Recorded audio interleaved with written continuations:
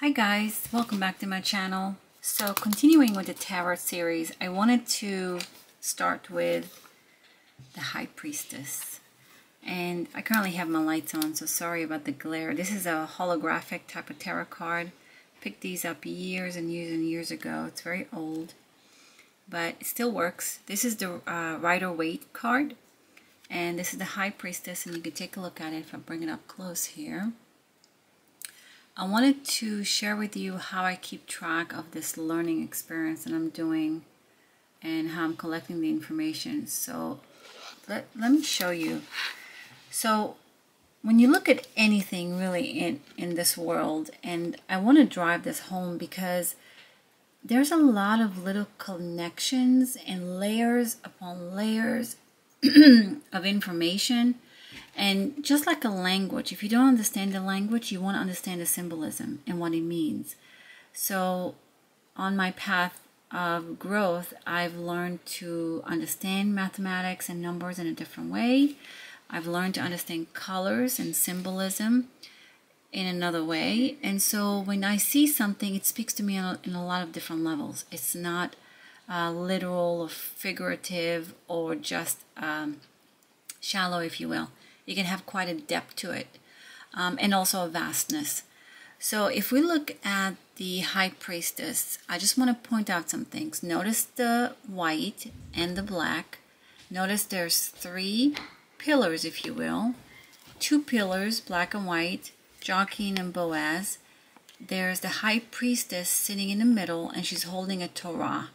And Torah, if you're not familiar, is the book for Judaism. It's the first book. Usually you'll hear about the Bible, and the Bible is made up of, it could be made up of the Torah, which is the first book, and then the New Testament, which is usually used by Christians, not necessarily Jews. You'll also notice pomegranates here. Pomegranates in Judaism, and I think in general, symbolize abundance. Pomegranates have lots and lots and lots of seeds, really innumerable seeds. Go and populate the earth from the Bible. They use pomegranate. We actually, for New Year's, pomegranate is on the menu because that's for abundance. Rosh Hashanah. Also, you'll notice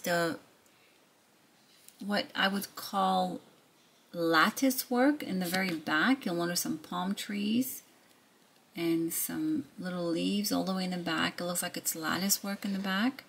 There's a Torah up close. You'll also notice a waning moon here. And you'll notice a full moon here. So if we know anything about a moon, I'm sure you've heard the term of lunatic. Luna, which is the moon, and tick is a blood-sucking parasite.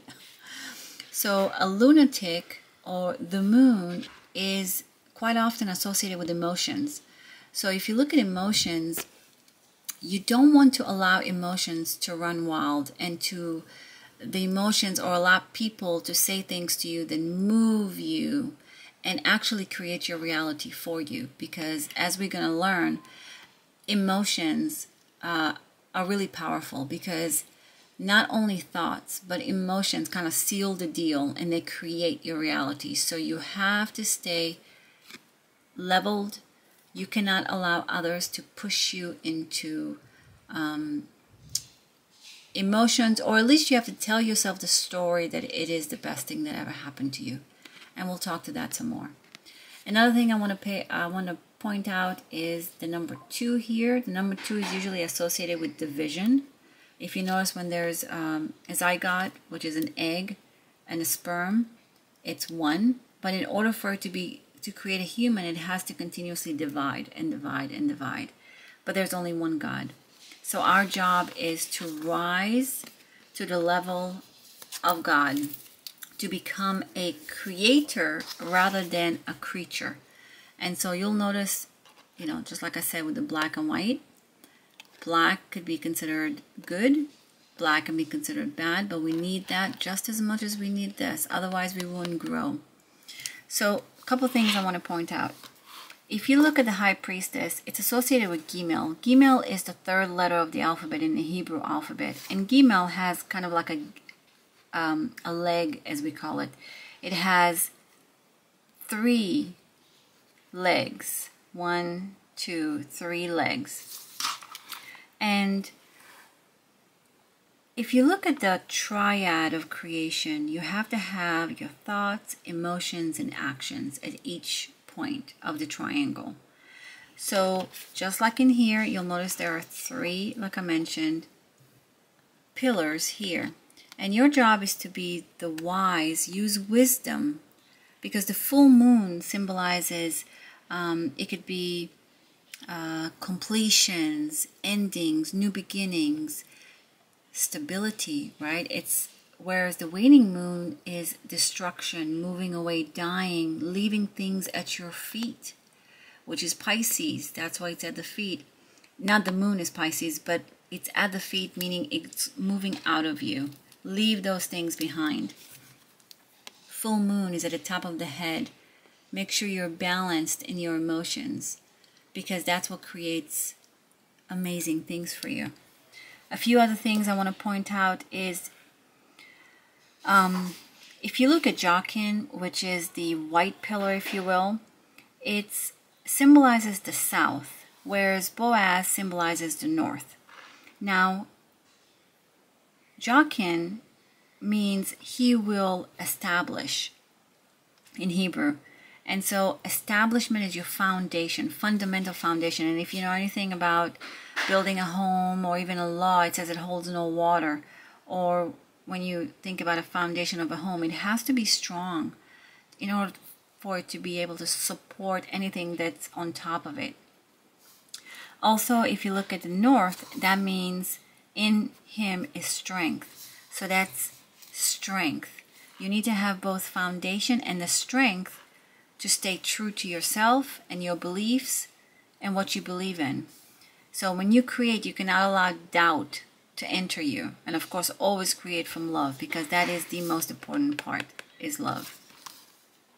Also, another thing this could symbolize is public versus private. If you understand the reality of this world, there are 2 concurrent systems currently happening in this reality. One is the public. That's this, your name in all capital letters. That's the public. That's you as a commerce. That's you as a business. That's not real.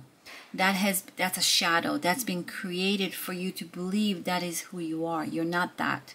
You're the private person. Also, and we'll talk about this in later videos, if you look at the twins, Esau and Jacob. Esau was very hairy. He was a hunter. Jacob was very smooth. Jacob symbolizes your inner you, the private you, the inner part of you, whereas Esau symbolizes the outer part of you. So public and private is also cause and effect. You create. Your free will is within your mind, not out here in this reality. So I'm dropping a lot of things. I know. Please feel free to put comments or questions in the comments rather, and I'd be happy to do follow-up videos on those. Another thing is, like I mentioned, cause and effect. When you create your reality, you create it in your mind's eye, and then it manifests out in reality. And then the Torah she's holding on her lap, that's not an accident, because Torah is, first of all, it's the book of wisdom, right? The Bible, if you will. But Tor, T-O-R, means to turn. To turn. And so you have to completely change your mind about a situation in order for you to be able to turn it around. And another thing that kind of proves that point is, it's said that in the Bible that these Jachin and Boaz were 2 pillars that stood on the porch of Solomon's temple. And they were apparently made from copper. Now there's some argument whether it was copper or brass or bronze. But if you go with copper, which is more likely, now copper could be alloyed with any of these other metals. But if you look at copper, in the elements table it's C4, which is 29. If you take 29 and you add the numbers, it's 11. Again, 11, which is the pillars on either side of you, the angel and the devil, those 2 competing thoughts that you get sometimes, right? And if you take the 11 and add that, it equates to 2, which is the number of the high priestess. So it's not an accident. Another thing, and this may be controversial, I hope it's not because it's been around for a while, so I hope people are more aware of this, but if you look at 9/11, when 9/11 happened, 9, there's the 11, and there's 2001, which equates to 3. Remember, High Priestess is 3. Again, the Triad, the 3. That's when the towers, the twin towers fell. Also, the number 11 symbolizes the soul. So that was removing the establishment, removing the foundation of society, and removing our strength in a way. It was symbolism in a way. Because another funny thing is that when both towers went down, the third tower that fell, again, the number 3, the Triad, the third tower that fell was the number 7, building 7. Now, if you look at, like I mentioned here, the lattice, in 1 Kings 7:17, it says, the network on these pillars, there was a network of interwoven chains adorned the capitals on top of the pillars, 7 for each capital. Is that a coincidence? I don't know. What do you think? Another thing I want to mention is notice the cross here. And this is not a regular Christian cross where it goes all the way down. But the cross itself is an X for the Cartesian system. The Cartesian system, if you remember in school, involved X and Y. And the dot required 2 numbers to create a position of where the dot was.